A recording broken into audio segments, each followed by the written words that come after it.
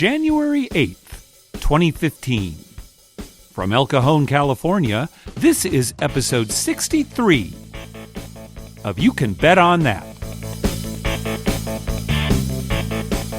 Hi, everybody. Welcome to You Can Bet on That, a podcast for the recreational gambler. My name is Mark Duvall. Sitting right next to me is Dr. Mike. Hello. So, Mike, did you win the $1 million? I am not a millionaire in that respect. Wow, that's too bad. So, yeah. But you were there for the drawing? I was there for the drawing at Harrah's Southern California Resort. It was New Year's Eve. They were giving away $1 million at 11 o'clock that night. 11 o'clock, yeah. Mm-hmm. You know, it was funny. It wasn't as crowded as I thought it would be. Really? I thought it would be wall-to-wall people. Yeah. And don't get me wrong, there were a lot of people there. Yeah. But it wasn't like, standing room only kind of deal. It was pretty crowded, but, I don't know why I thought, this is going to be like crazy. Last year, you did not have to be present to win. Yeah, I remember. That was a big deal, and, right? So I can see why people stayed away, right? This year, you had to be present. Yeah. I thought, oh my gosh, this is going to be a zoo, but it wasn't. The funny thing is, they had to call 3 names before they got a winner. Really? Because the people weren't there. The first 2 people were not there. And the first was a man, and I found out later from my casino host that he's a real regular player, him and his wife, older couple, and for whatever reason, he must have gone home. Well, older couple, because they weren't just giving away the $1 million at 11 o'clock. There were like giveaways every hour, right? All day long. So probably what happened was he, slid his card to he was probably there in the morning. Right. And then just went home early. And then he probably didn't want to be there with, I don't blame people. The road is not the greatest to be driving on it, on New Year's Eve. Yeah. Yeah, so he wasn't there. And then it was some other woman. She wasn't there. And finally, there was a third woman, and she was there. Yeah. And, she was happy to say the least. $1 million. Nice. And did you win? At least did you win while you were there? Won playing craps. Yeah, good. Just a little. It was a small win, but it was good. And so that's how 2014 ended, with a craps win. Good. But we went the Friday after New Year's. Yeah. After New Year's Day. So what was that, the 2nd? Yeah, we had a big win. Yeah. We had a big craps win. Well, you're on a nice streak all of a sudden. Oh, yeah. I mean, it's amazing. I don't think either one of us really believes in streaks or, you're hot now or anything like that. Right. But lately I have been hot. I'm on a streak. It was like I think last Friday was the 7th gambling session in a row where I've won. Nice. Oh, and very good. Some of them have been, substantial wins. Good. Oh, yeah. This last one for sure. Yeah. Yeah. Oh, good. So, I don't know we haven't done anything different. Yeah. It just seems like we've gotten lucky. Yeah. And we've been down. I remember the last 2 times we played, we've at one point been down, and then all of a sudden somebody has a monster roll. Yeah. Do you think we talk about craps too much on this show? We talk a lot about it. We claim to be a gambling podcast. We do.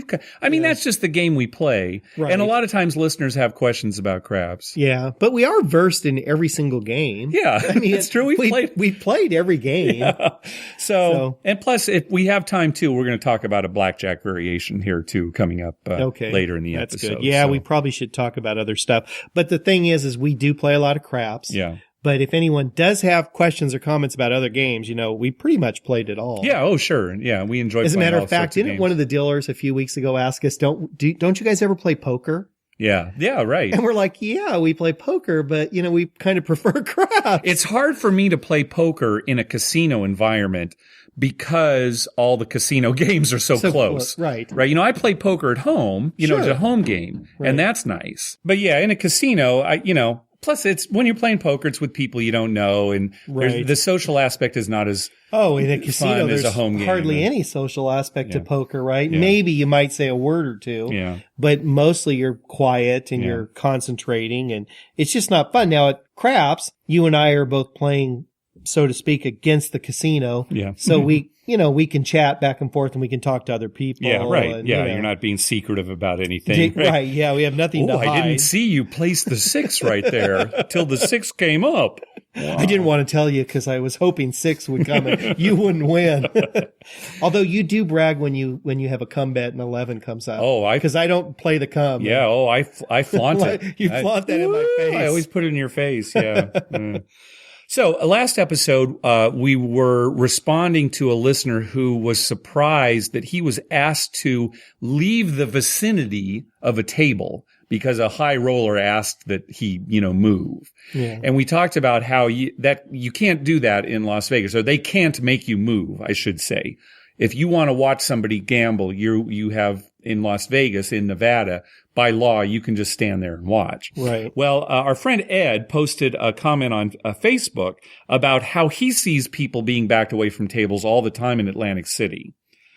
He mentioned specifically the Borgata, where they just, you're going to have to move along and they make you leave. So I guess in New Jersey, then the law must be that they can do that. Yeah, I'm guessing, just based on some of the responses we're getting, that maybe Nevada is the only state where they cannot ask you to move away, from just because you're watching. Right. So I don't know. I mean, I'd feel terrible if I was at a reserve table and I turned to the pit and said, "Oh, I don't like this guy watching. Get him out of here." Well, that's you and me. Yeah. I mean, I know it's the same. What would the guy watching have anything to do? I mean, unless you thought he was casing you to rob you later. Or well, yeah, right? I guess. And if he's doing that, he can do it from 20 feet away, right? No, it's just people superstitious, or it's not even superstition. It's just some people aren't comfortable with that. Just being stared at. I mean, I can understand that, but yeah, I would never.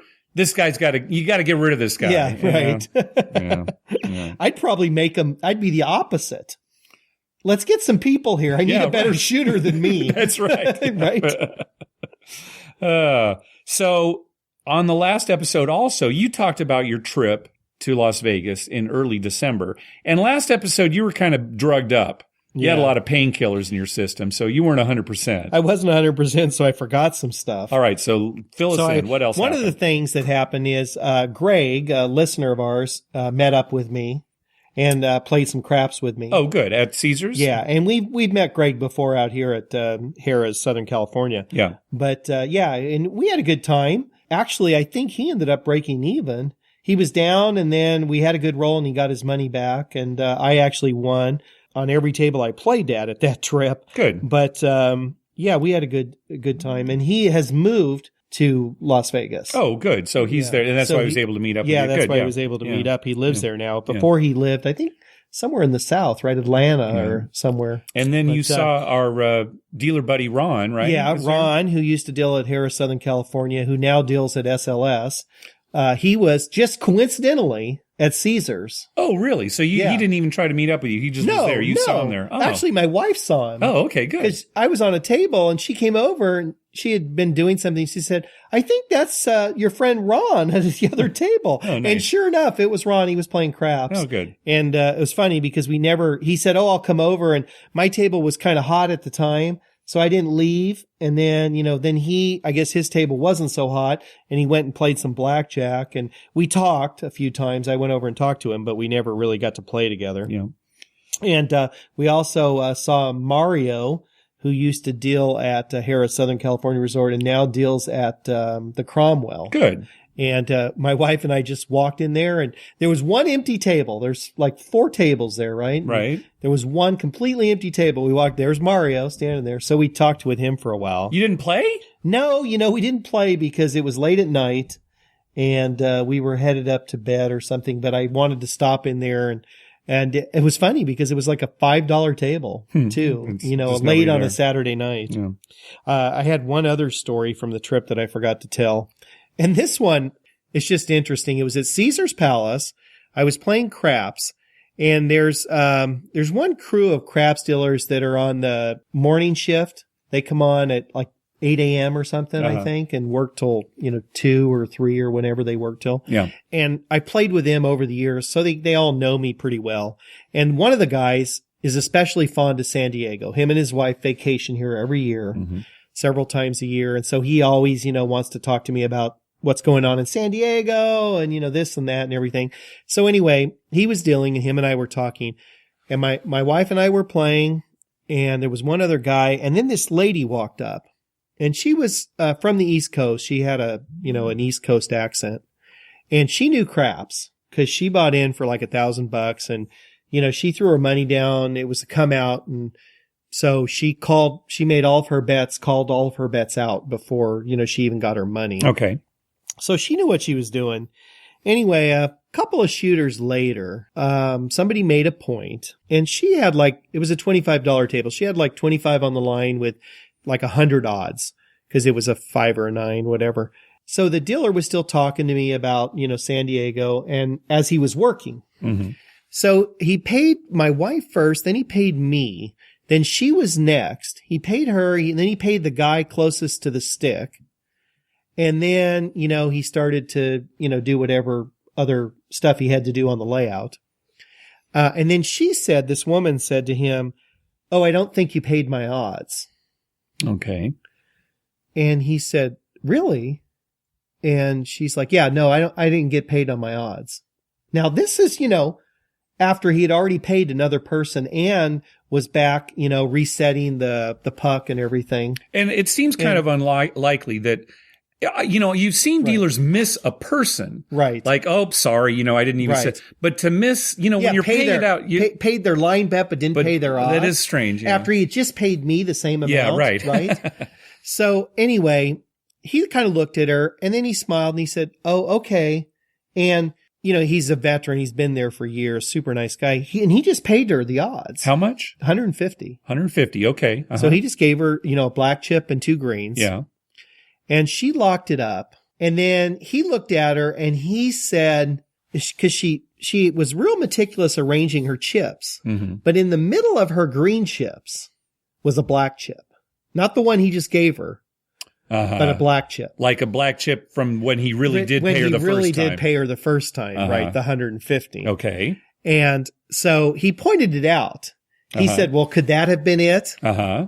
Because what she did is she picked it up and put it with her green. Because she had all of her black lined up, then she had all of her green. Okay. And she had quite a stack of green, but in the middle of her green there was one black chip. Okay, uh-huh.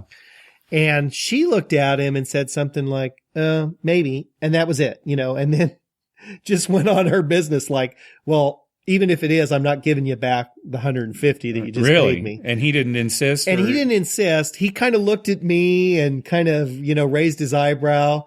And I kind of looked at him thinking, is he going to call the pit over here? And he didn't. He just, okay. And, sure enough, later when she left, she was almost out. Okay. So, I wonder if they think, well, she'll lose that back anyway. Well, maybe that's a typical move for her when she first gets to a table, right? Right. That's what I was thinking. She was pretty smooth. Yeah. And the whole time, my wife and I looked at each other like, oh, she knows she got paid. Because, it's funny. We talked about on an episode, what would we do if dealers make a mistake? Right. If that had been me in that situation, I would have looked and, oh, you're right. This is the original. Here's the bet back. Right. You're right. You did pay me. Especially when he mentioned it. Yeah, right. Right. If you said that and he never said anything, even if he saw it, but he didn't say anything. Yeah. And whether it was an honest mistake or a not honest mistake. But once he said something, you'd probably just, I think you're right here. Here's the 150 back. But no, she didn't volunteer to give it back or anything. Okay. My wife and I found that so fascinating. It's and she was a smooth talker and everything. Okay. So, maybe something she does and maybe not. Yeah, sure. Maybe not. Sure. But she wasn't drinking because it was, in the morning. Yeah.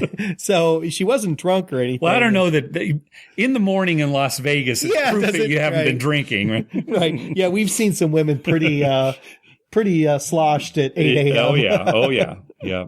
Good. Well, anything else from your trip? No, I think that was it. It was a great trip. Yeah. A very good trip. Good. So your trip report is now officially finished. Yep. I think I'm not going to amend that report anymore. Okay. It's like taxes. You only get to amend it so many times. Yeah. It's like, okay, this is fine. Yeah. Let's move on. Yep. I may think of something else, but forget it. I'll add it. I'll embellish another trip. That's right. Hey, thanks to everyone who's been clicking through our Amazon link.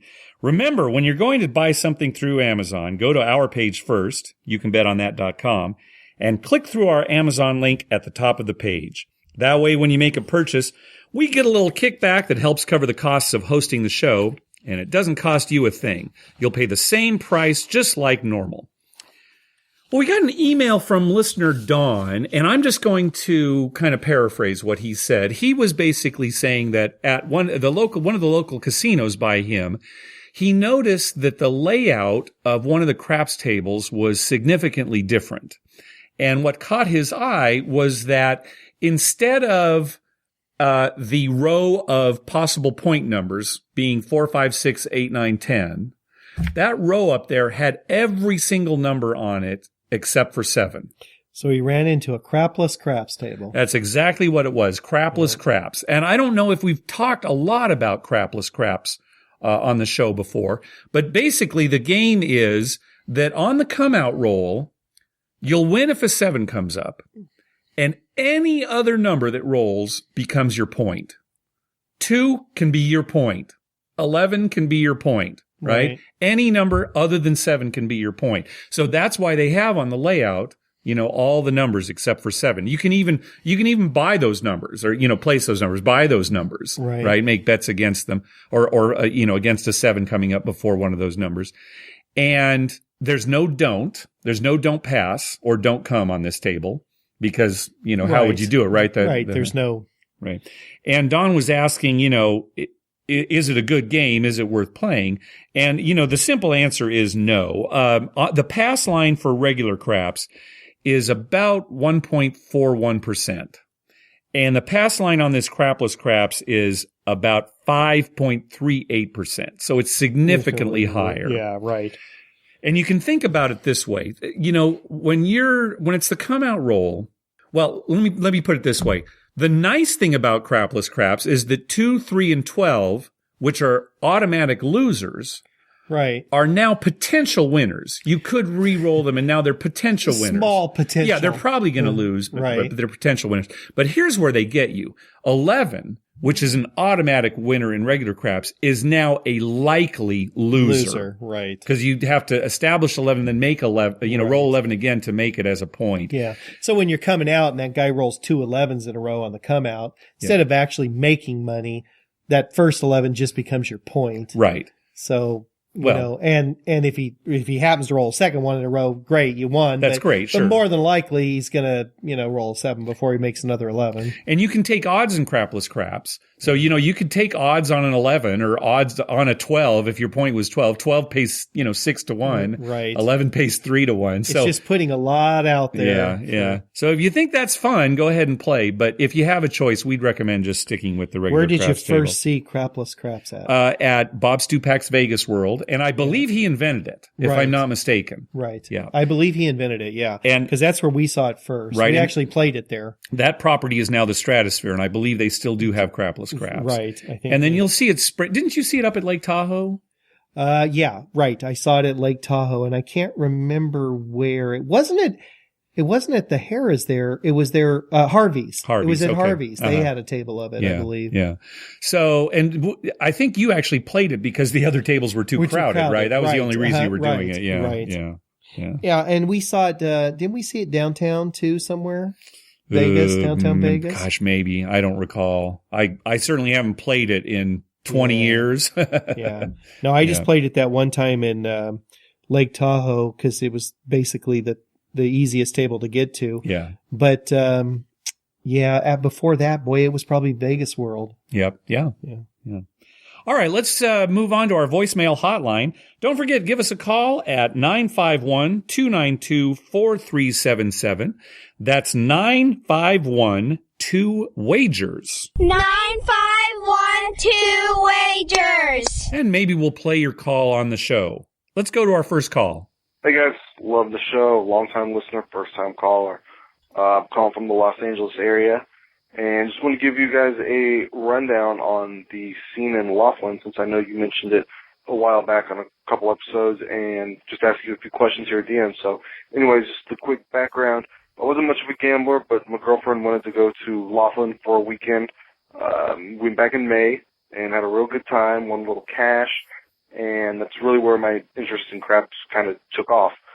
In fact, I had so much fun that first weekend that we went back for a second weekend, dragging our mom along with us, and I taught them the game of craps, and they actually spent more time with me at the table than they did at the slot machine, which is surprising because that's kind of where her mom lives. So the background there, and we're actually going back this weekend, and this will be our fourth visit in about, 6 to 8 months, something like that. So just to give you a pros and cons rundown, the pros are, from LA, it's about a 4.5 hour drive, and getting there, the drinks were steadily came. They, always fill up and never had to ask for it. The dealers were cool. They appreciated any tips we gave. They didn't hustle. casinos, tables were never crowded.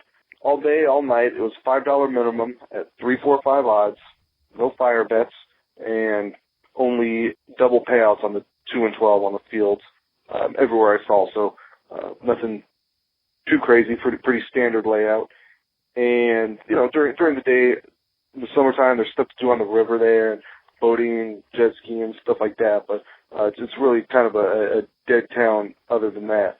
But the last good thing was that we had a lot of quick comps. So I played $300 bankroll, just $5 full odds, lasted me all night, every time we went.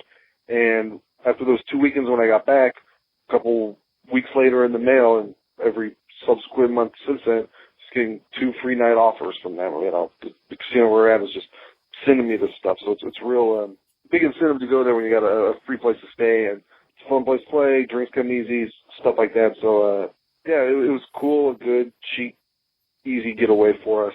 The cons are, girlfriend and I are both in our early 30s, so this is a much older crowd, and there's no nightlife, no major restaurants, nothing like that to speak of. So at night, you're pretty much just down at the tables and going to bed whenever you get tired and go to bed, and that's really all there is to do during the day and night is just to gamble there. So it does get a little boring after, the second time that you're there.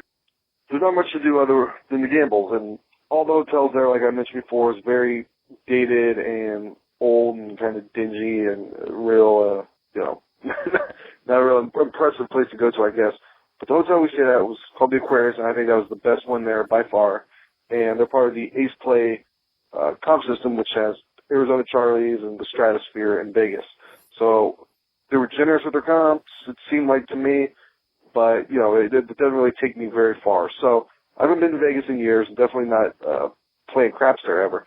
So looking to try something a little different in the downtown area where we can gamble cheap, have a lot of fun, have a good atmosphere, stuff like that. So my questions are, how quickly do the comps rack up in downtown Vegas at a decent place like, I don't know, Downtown Grand or something, in order to get a free room based on, we'll say that $300 a day bankroll, minimum beds, full odds, stuff like that. Is that a 2 days of playing will get that?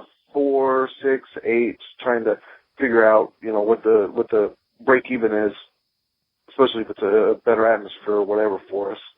How much you got to put up front to pay for it in the back end, I guess. Second question is, we'd like to play where we stay, so what's the best combination of atmosphere, hotels, comps, and table odds in downtown for craps?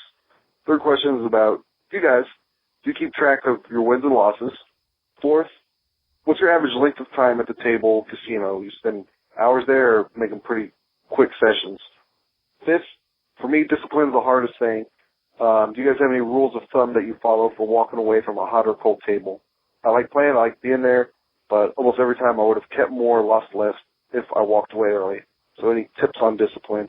And finally, never heard you mention this, but I can kind of guess based on what you guys talk about, your bets being what your average bankroll is at the table.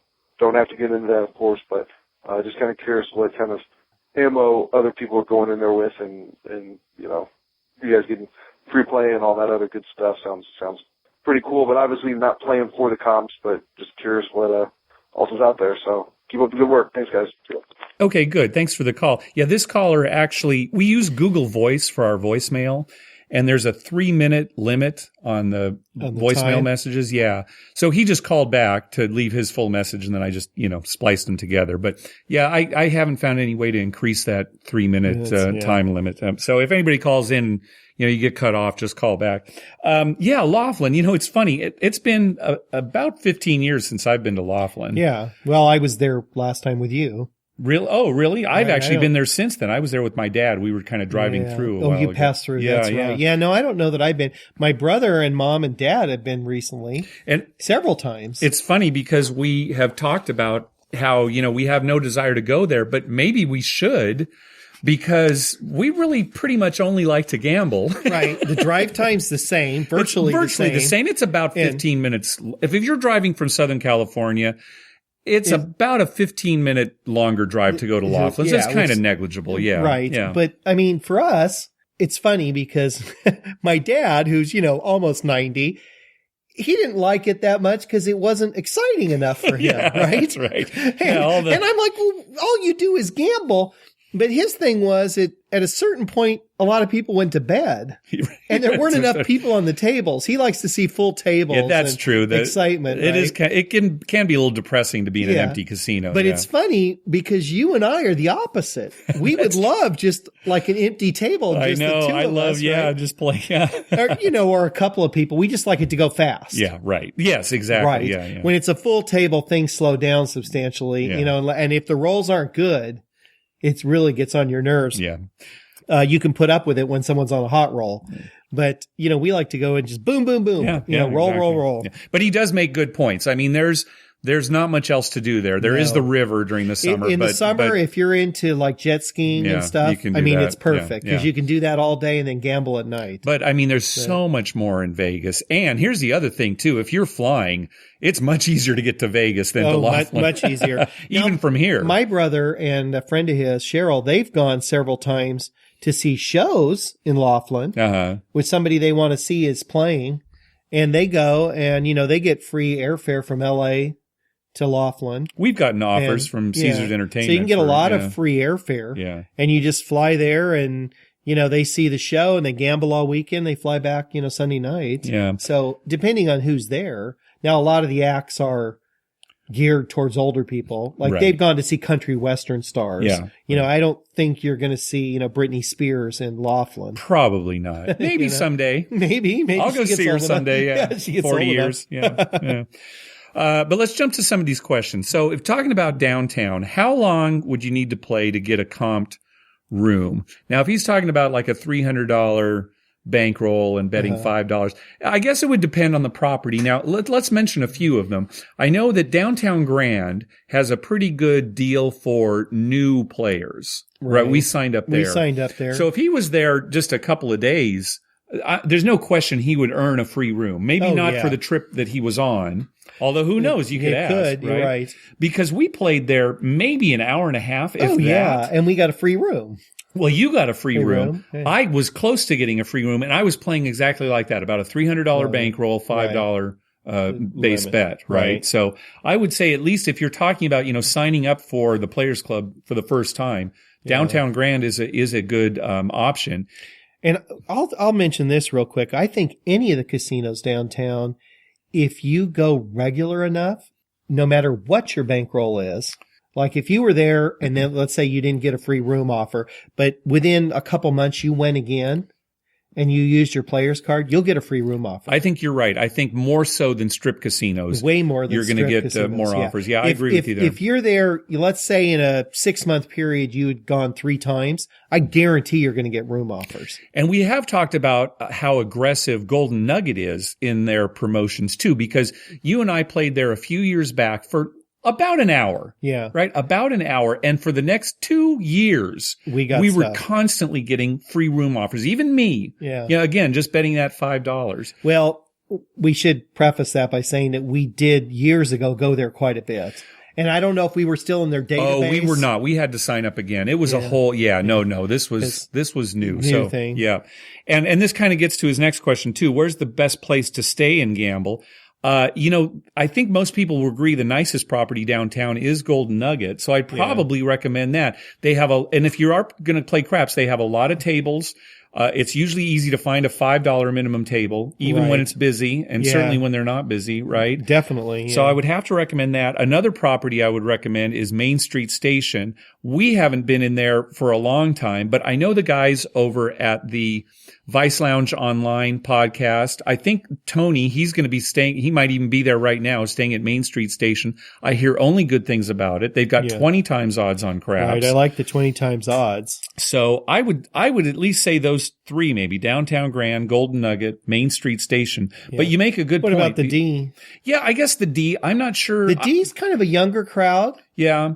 So, I mean, if you're like early 30s, right? You might really like the D. Yeah, maybe the D. I haven't gotten a lot of offers for the amount of time we played there. Yeah, we played there a bit, and I haven't got one offer. Yeah, I get some flyers, so I don't know how they are on the comps, to be honest with you. Yeah. Okay, next question. Do we keep track of wins and losses? I always have. You always have. I off and on have. Yeah. The last few years I have not. Yeah. But I promised myself this year I was going to. And you're gonna actually write it in a journal, right? Yeah, I'm gonna keep a journal this year because there were some wins last year that I'm paying taxes on. Yeah, and I don't really want to do that. Yeah, but I always have. I'm kind of meticulous that way, so I'm kind of anal that way. Right? Excuse my French. It's one of those things where it's actually a good thing, and I would recommend everybody do that. Yeah, but it's kind of a hard thing to do too. Because, you have to look back at that when you're lost and write that down. It's like, oh, I'd rather just put that out of my mind. Yeah. But, maybe that's not a bad thing either. You see your loss and you think, okay, I got to slow down or I got to, do something different or, or not go. Right. Next question. How long are our sessions at the table? I would say very long. Yeah. We don't tend to, hit and run. If we're at a table, unless it's going just terrible and we're losing money like crazy. Right. We'll stay at a table quite a long time, hours. Well, especially here at Harris. Well, sure, California. we're trapped here, but we have nowhere else to go, really. I mean, there's other places, but this is where we prefer. But even so, we won't Vegas. even switch tables. I mean, we'll get on a table, and it's like, okay, let's just hang out here. Yeah. It'll turn around. But even in Las Vegas, we won't. Gosh, I can think of plenty of times we just spent at the same table. Right? Yeah, it's been 5 or 6, 7 hours, and we're still at the same table. Yeah. So that's our style. We're not recommending that over, quick hit and run. But although years ago, Doug Morgan and I, you remember Doug Morgan? Yeah. Mm-hmm. Him and I made a trip to Vegas. I think you've mentioned this on the show. Yeah. Yeah. And we would go, and when we didn't have a lot of money then. Our bankroll was like $200. Yeah. But when we got that to like $350, $400, we left. And some of them were quick. I mean, we hit a good roll. Second shooter was good. We doubled our money. We left. And we moved around a lot that trip, and it worked out well. Yeah, good. And there was that trip that we took together too, where we were just trying to go to as many casinos as we did. We said, okay, only a half hour, we move on. But for the most part, we stay there a lot. What's our bankroll at the table? Well, I can just say, at least for me, I don't know if you want to even answer this question, but I'm kind of like this listener. It's basically $300 at a $5 table. Yeah. And that's what I'll play. $5. Sometimes I'll buy in for $5. Well, lately we've been playing at $10 table, so I'll buy in for $5. Yeah. But that's typically right. $5 table, buy in for $300. And, things go poorly. That can go quickly. Right. But generally you can play with that for a while. And I usually play quarters. So, my bankroll has to be around 2,000. Yeah. Well, and you're playing a lot more aggressively too on the table. Yeah. Right. And it can go quick. And then, then there's the second buy-in. Yeah. That's right. I hate to get to that point. And lately, thank God it hasn't come to that very often. But I don't have a top limit. Yeah. And I don't think you do either, other than, well, I can't get any more money or I don't have any more. Yeah. And we'll borrow from each other. Yes. I need 100 and give me 100 and that, and we pay it right back. Yeah. Yeah.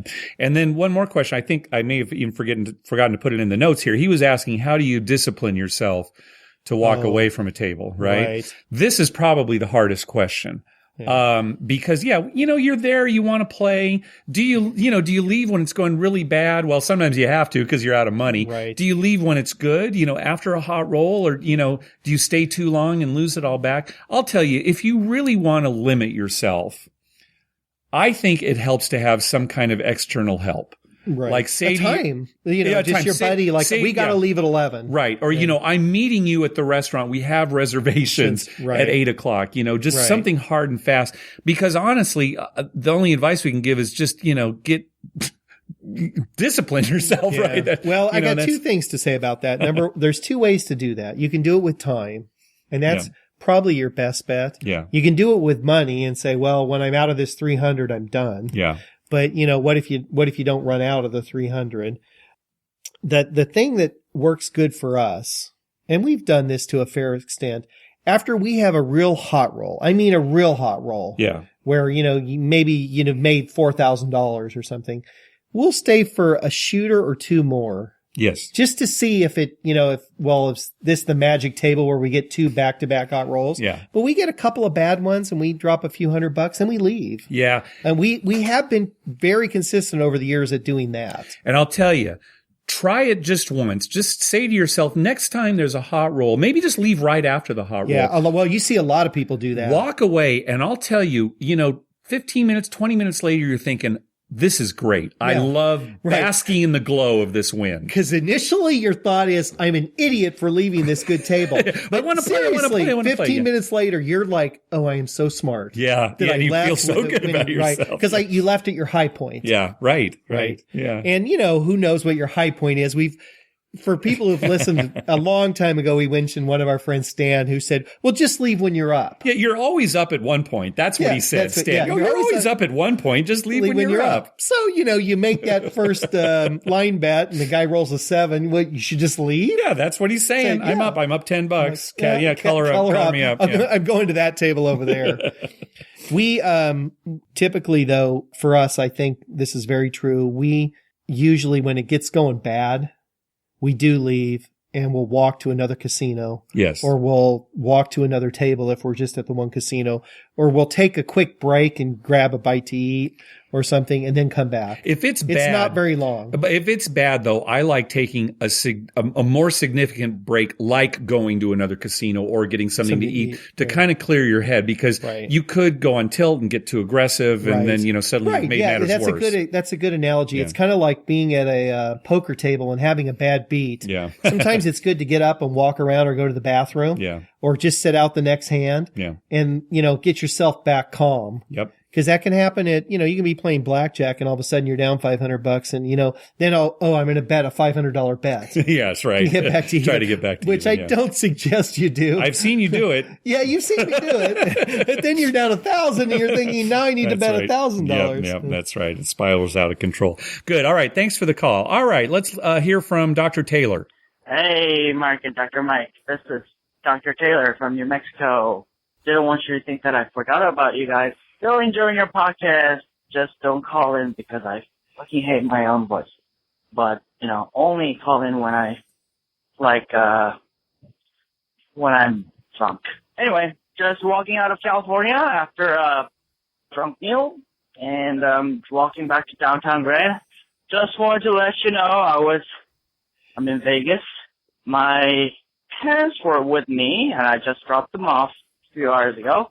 My mom shot crabs for the first time yesterday morning. We had breakfast downtown, and then I was like, why don't you shoot some crabs? And there was an empty table at Golden Gate, so I had her buy-in for $50 and throw some dice. So she 7'd out twice very quickly. So I was feeling bad. I wanted her to win the first time she threw some dice. And then she went on to make 3 points in a row. And so we bought it for $50. She won 15. Well, right after she made 3 points, I wanted her to stop while she was ahead. So I actually had the place bet pulled back, and then she 7'd out. Anyway, she made $15 after she started with 50, and she was so happy about that. It was so cute. I didn't have the heart to tell her how much I gamble usually. Anyway, here's a question for you. My girlfriend's flying in tomorrow, and we're gonna drive back together. She's never shot crabs either. So I think we kind of talked about this, how Dr. Mike would usually bet more if he knew someone was shooting for the first time. But how aggressively would you bet if you knew a girl was shooting crabs for the first time? So anyway, love your podcast. Don't think that I've forgotten about you guys. Glad your surgery went well, and I'll look forward to seeing you guys sometime in the future. All right. Bye, guys. All right. Well, it sounds like Dr. Taylor was having a pretty good time. Sounded like he was in a good mood, yeah. Yeah. So I'm glad to hear that. It's funny when he talks about like virgin shooters. If I know somebody is their first time at a craps table, I do like to bet on them. I know it makes no sense at all. Yeah, and I want to make that clear to our listeners that both of us know there's no logical reason why a shooter, doing it for the first time would be better. A lot of times they're You know, I mean, I've seen it where the guy's never shot before. He picks the dice up and has an immediate out. Sure. But a lot of times they do shoot well. And I think it's partly because, you know, I don't know, some karma in the world where, you know, first time, you know, they win. No. But I need to maintain my reputation as being the more level-headed one on this podcast. Yeah, you're the level-headed one. You can disagree with that. I fully accept that. But I do like to increase my bet. And so what do you do? You know what I do? Okay. I just press quicker. Press quicker? So do you start with more? No, I usually, you know, because I'm already putting 25 on the line. Okay. So I usually keep the 25 line bet. But on my place bets, I just, you know, immediately press them. Okay. I don't collect any. Okay. I just press. You're hoping it's going to be a big hand. I'm hoping it's going to be a long roll. Yeah. And if it is, you know, you get them up there quick and pretty soon your $30 six is $150 six. Yeah. And then, you know, you go from there. But, yeah, so that's kind of how I approach that. And, you know, it doesn't really matter girl or guy. If somebody just seems like they've never done this before, I bet on them. Okay. Well, Taylor actually called back and let us know how his girlfriend did. So let's listen. All right. Hi, Dr. Mike and Mark. Taylor from New Mexico calling in. Don't laugh. Yeah, so I had my girlfriend just had her shoot the cross for the first time. And she made 5 points in a row. And yeah, just the whole table. Some guy bet a $200 buy on a 10, and she just rolled a 10, and he's like, I'm gonna tip you. So he gave us a green chip at the end, and I think she made 3 8s and 2 9s, so no fire bet, but it was. And then I was like, you just made 5 points. And she's like, what does that mean? So just wanted to give you an update. All right, we're gonna go back and play some more. I'll talk to you guys later. Bye. Well, that's great. I guess that's empirical proof that, virgin shooters really are going to be good shooters. All right. I hope they didn't go back and lose it because we didn't hear anything. We didn't hear anything after, no. But I hope that things still went well. You know, what's funny about that is her asking, is that good? I made 5 points. Yeah, you did okay. You should have man, I've seen better. Right. We've been at better tables. I wanted to mention real quick, he was talking about his mom playing. Yeah. And Mark knows this. When my mom goes with us, she makes a pass line bet and she takes single odds. Yep. And she'll place either the 6 or the 8. Yeah, usually just one. Just one of the two. Yeah. And that's what she does. And I swear to God, more often than not, she wins. Well, I mean, do as we say, not as we do. I know. Right? And so that's my advice to people out there. If you can sit there and just do that. Yep. And have fun. She enjoys it. Oh, yeah. She enjoys watching all the other stuff. Yeah. She just doesn't want to put that much money out there, but she'll go and she'll win a couple $100 every time. Yeah. I mean, it seems like very seldom does she have a real bad session. Yeah. And, it makes sense, right? She's making good bets. Yeah. And not a lot of them. She's not getting a lot of money out there. Yeah. If somebody happens to get stuck like Taylor's girlfriend and roll 3 8s, she's made a good substantial amount of money. And that kind of makes up for those bad rolls. Yeah. So, right, sure. That'd be my advice to any new shooter, right? Yeah. Do that. That's good. All right. One more call. Let's hear from Dave. Hi, Mike. Dr. Mark. Or do I have that the other way around? Sorry. Love your show. I just wanted to comment on something you talked about on this week's show, or maybe it was this week's bonus audio. You talked about how Blackjack has changed with the 6-5 and the $1 plus a quarter game. And then you talked about how craps more or less hasn't changed. And I just want to remind everybody that there is something called downtown odds and strip odds, which is basically the payouts on all the junk in the middle is different at various casinos. So there are ways that the casinos could play with those numbers and make things a little bit different, and people should be aware of it. Well, you should. Keep up the good work. Bye. I think the first thing we should mention is that, no, Mark, you are not a doctor. No. You're kind of the Howard Wolowitz of this group. Thank you. I guess. But more level-headed than Howard. Yeah, I'm not sure I'm happy with that. Well, you're more level-headed. All right, well, I'm not a doctor. Wolowitz is more level-headed? No, you're more level-headed than Howard Wolowitz. Oh, well, thank you. All right. Okay. And you're not an attorney. No. Or an accountant or a CPA. None of those things. Do I even work? Do I have a job? What's my craft? Well, yeah. Thanks, Dave, for the call. We on the bonus audio for our last episode, we did talk about how a lot of rules for casino games have gotten worse. but not craps. And I still think that's true, but Dave brings up a good point. Right. And it got us thinking about, we came up with 4 major differences that you can find on craps tables, the layouts, the games. Right. And here's what we came up with. The biggest difference from game to game is how much they let you bet on free odds.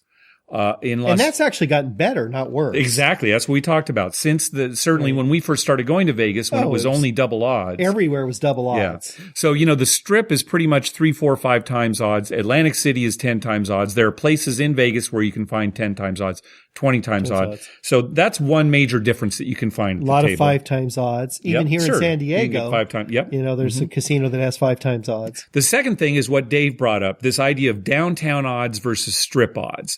And what that refers to is basically how much they will pay on hop bets or on 11 or 12. Those prop bets that are in the middle of the table. Basically, an 11 for what they call downtown odds, an 11 will pay 30 to 1. Right. And Strip odds, it pays 29 to 1 for a 12.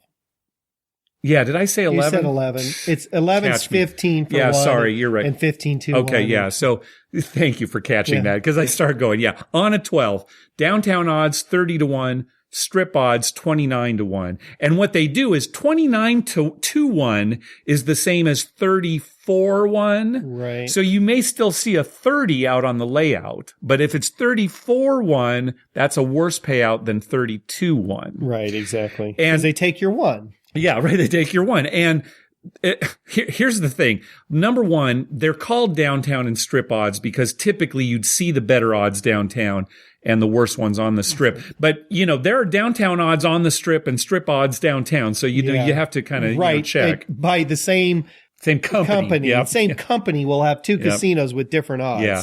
Drives so me crazy. Now let's keep in mind though that these are still terrible bets, right? Even if it's 30 to 1 versus 34 1. That's terrible, right? So, shy away from that. And then like you were talking about with 11, any hot bet where the dice are not a pair, it pays 15 to 1 or 15 for 1. So, the better payout is 15 to 1. Okay. The third difference that you see on craps tables is what the 2 or 12 pays in the field.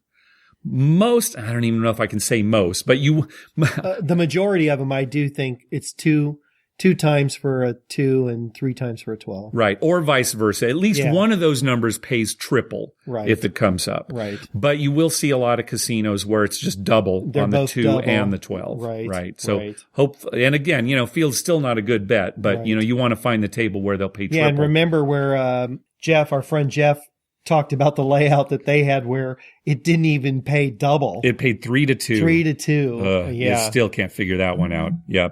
And then finally, the fourth difference that you can find on the table is the VIG. When you make a buy bet or a lay bet, do they collect the VIG right up front when you make the bet or only when you win? You want to find the table where they pay only when you win. You only have to pay the VIG when you win. It's going to save you a substantial amount of money, especially if you're, buying the 4 and 10 regularly. Yeah, exactly.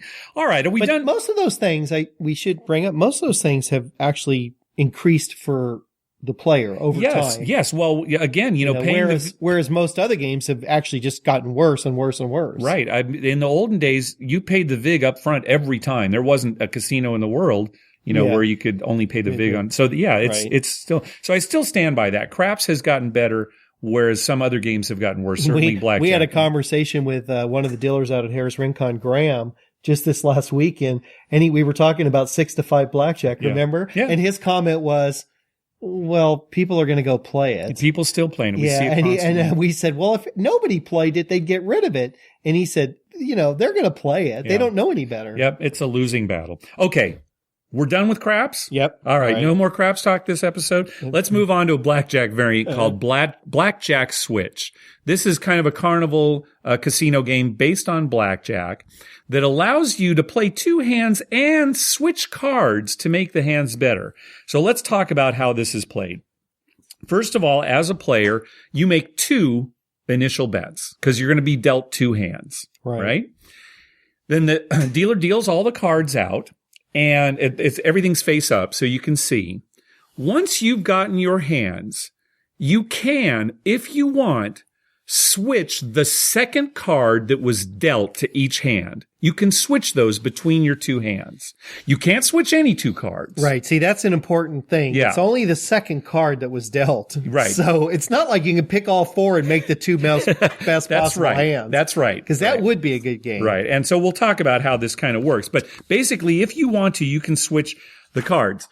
So an example would be, let's say on one hand you were dealt a 10 and a 6, 6 being your second card. Right. And on the next hand, you were dealt a 5 and a 10.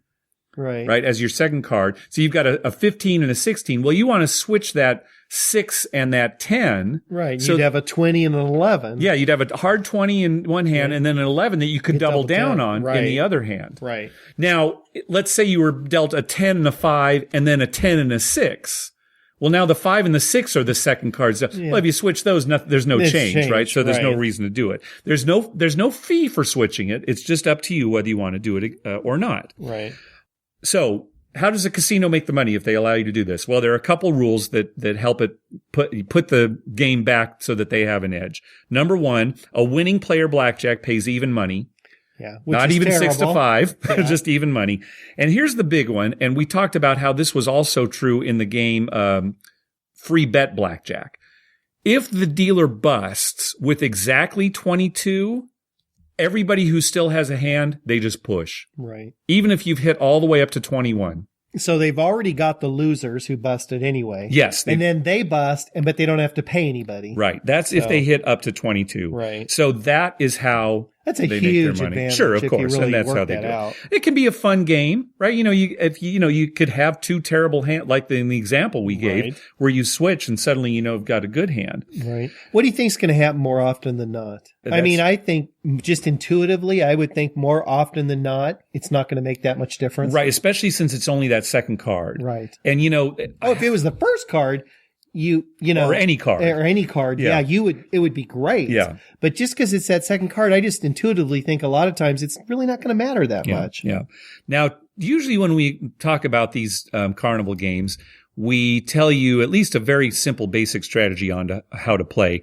But this is just way too complicated because not only do you have to memorize when you want to make that switch, you have to memorize a whole new basic strategy because, again, you're not playing regular blackjack rules. Right. You have to account for this 22 as being a push and, the blackjack paying even money. So it's so complicated. We're not even going to talk about it. Instead, I'll put a link to the show notes to the Wizard of Odds website. He does an analysis of everything. And, even on his site, you're going to go through it and think, this might be too complicated to even bother with. But, but it is a fun game in that you're doing something that you kind of always wish you could do. Right. Switch the cards around. I think that's what they're preying on is that you'll think, I can switch. Yeah, exactly. Oh, one thing we should go over too, you have to make two bets.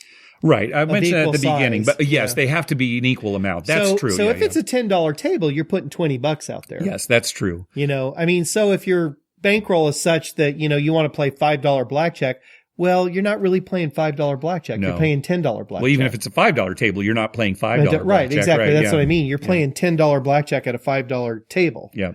So, you have to think about your bankroll a little bit in that scenario. Yeah. And I won't swear to this, but I think that, you will find that casinos will have lower minimums on some of these carnival games just to take that into account, because people are putting out more money than just a single blackjack bet. Yeah. How often have you seen this played in a casino? They have it in quite a few places in Las Vegas. Here locally, I haven't seen it very much. Yeah. But I would say it's probably more popular than the free bet blackjack that we talked about on a previous episode. Yeah, what about Spanish 21? Oh, Spanish 21's, I'd say, way more than Switch blackjack. I think there's many more Spanish 21 tables. But again, I'm just going based on experience rather than knowing any figures. Right. Yeah. Yeah, around here, smaller casinos here and less competition, so they stick to more of the routine games, I guess, you know. They don't want to have a table and two people playing it. Yeah, right. They'd rather have a $5 blackjack table and have it full. Sure. Yeah. Okay, well, that's going to do it for this episode. Hey, be sure to download our app for your mobile device. You'll get access to all our episodes, quick links to contact us via Twitter, Facebook, email, and our voicemail hotline. And you'll get bonus audio. On the bonus audio for this episode, we talk about celebrities that we've seen or actually played with in Las Vegas and other gambling locales. With our app, you'll also get TV listings showing all the gambling-related shows coming up within the next 2 weeks. I update those listings every Wednesday using a program I wrote myself to search through all the raw American TV data. The bonus audio and the TV listings are only available on our app. To download it, go to our webpage, youcanbetonthat.com, and on the left-hand side of the page, click on the link that says How to Download Our App. We have a link for Android devices and another one for iPhones and iPads. We'd love to hear from you. Call our voicemail hotline at 951-292-4377. That's 951-2-WAGERS. Or you can email us at youcanbetonThat@gmail.com. Also, follow us on Twitter at YouCanBetOnThat. We always tweet when we're in a casino or on our way to a casino, and we'd love to meet up with you. I haven't been tweeting lately because I knew your back was hurting you so bad. I wasn't sure you'd be a good ambassador for the podcast if you ran into a listener. So yeah, it might not look too good. Yeah, but we are going to start tweeting again. Like us on Facebook at facebook.com/YouCanBetOnThat. And finally, head on over to iTunes and write a review for us. When you do, it helps us get new listeners. I'm laughing because it's not like we haven't been going. Oh, yeah, I know. You just haven't been tweeting. That's right. Even with a bad back, I've still been going. The first few times, I can't bend at all. Yeah. So Mark's been picking my bets up off the table and putting them in my rack. I'm his helper. Yeah, and I've just been calling out what I want to do. So it's not like it's slowed this down all that much. No, just haven't tweeted. And I hope that this weekend we can continue on our little mini win streak that we've had. It's great. Because I love Saturday morning texting you and you saying that you're basking in the glow of another win. Well, what's funny is that you've got this streak going, but when I have gone by myself, I've lost. Yeah, right. So, it's just you and I together. Yeah, I need to continue. But see, you've been without me. Right. And you've won. And so it's not both of us together. It's just you. It may just be me. So I need to make sure you're with me the next time. Yeah. Well, I usually guarantee you'll win when I know you're going to win. Good. He has. He's guaranteed to win the last 3 times, and it's happened. It's happened. It makes me a little nervous. Yeah. Not that you believe in that or anything. No, of course not. No. All right. Thanks for listening. Good night.